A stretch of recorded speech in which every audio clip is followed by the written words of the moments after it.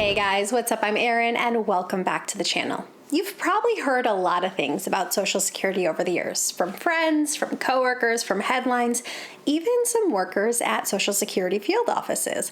But here's the thing, a lot of the stuff we've been told is wrong. In this video, I'm walking you through the most common myths people believe about Social Security.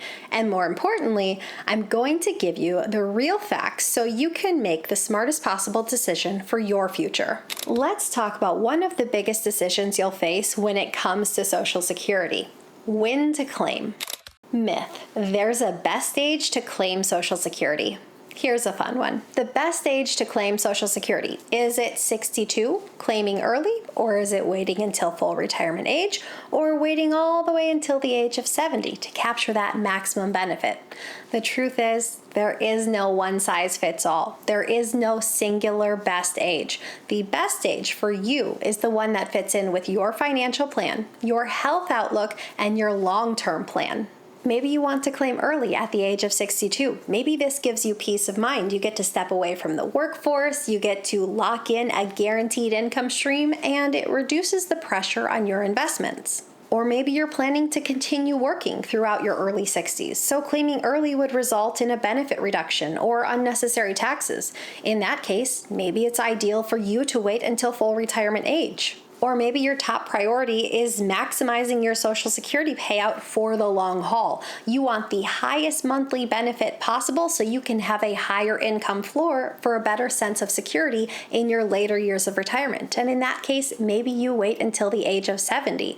Any one of these can be the right situation. It just depends on your situation. And of course, there are arguments for both sides. Some say you should claim early to ensure you get something before it's too late. Others say you should delay to maximize your total lifetime benefit, especially if you expect to live well into your 80s or 90s. But here's the thing, a headline, an online calculator, or a neighbor can't tell you when the best age to claim is. The best age for you depends on your life, your finances, your health, and your peace of mind. Myth: Social Security is going broke, so I should claim as soon as possible. This myth is everywhere, and honestly, it causes a lot of panic, and understandably so. If you thought the system was going to go bust, having the mentality that you're just going to capture something while you can makes a lot of sense. But here's the truth. Yes, Social Security's trust fund reserves are projected to run out around 2034 or 2035 if no changes are made. But that doesn't mean Social Security is going bankrupt or that benefits are going to vanish entirely. Let's look at the absolute worst case scenario. If Congress does nothing, which history tells us is pretty unlikely. In this situation, payroll taxes would still cover about 75 to 83% of scheduled benefits. That's because the system is funded by workers currently paying into it, not just trust reserves. Let's break it down with an example. Let's say your monthly benefit is $2,200. If benefits were cut by 25%, you'd still receive $1,650 per month. Would that kind of pay cut feel good? Absolutely not. But it's important to understand your benefits would not be going to zero. And truthfully, I don't think anything like that type of reduction would happen. I believe Congress is going to step in just like they did back in 1983 and make changes to keep Social Security stable for the long term. There are already dozens of proposals on the table of how to do this. So yes, Social Security needs reform, but it's not going to disappear. So don't make a decision to lock in an early lower payment simply because of fear. Make a decision that works with your financial plan. Don't let panic drive your retirement strategy. And honestly, if you're someone who's already in their 50s or 60s and beyond, you're less likely to be affected by the reform that will come to Social Security. It's more likely to affect younger generations. Myth: the trust fund has been raided or spent by the government. This myth stirs up a lot of emotion, and understandably so. You've paid into Social Security your entire working career. You want to know that they're there and that they're protected.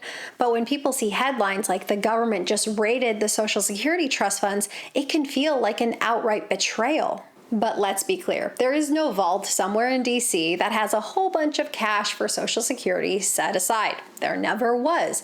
But on the other hand, this fund has never been looted. Here's what's happening. Since 1983, excess Social Security revenue has been invested in interest-bearing U.S. Treasury bonds, just like other government trust funds. The government uses these funds to fund general obligations, and then once the bonds mature, they get paid back to the Social Security Trust plus interest. That's how the system was designed, and that's how trusts work. Think of it like moving money from your savings account into Treasury bills. That money is still yours. You've just temporarily lent it to someone else who gets to use it, and then in turn will pay you back the amount you paid in plus interest.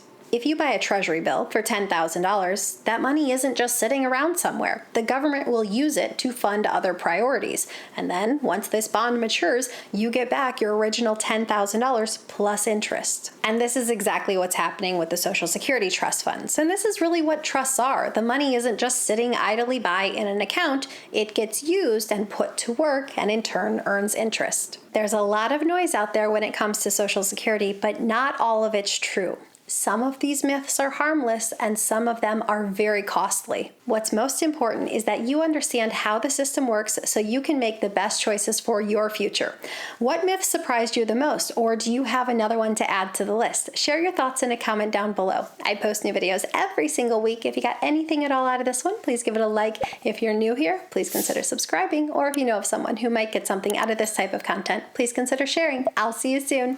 Bye.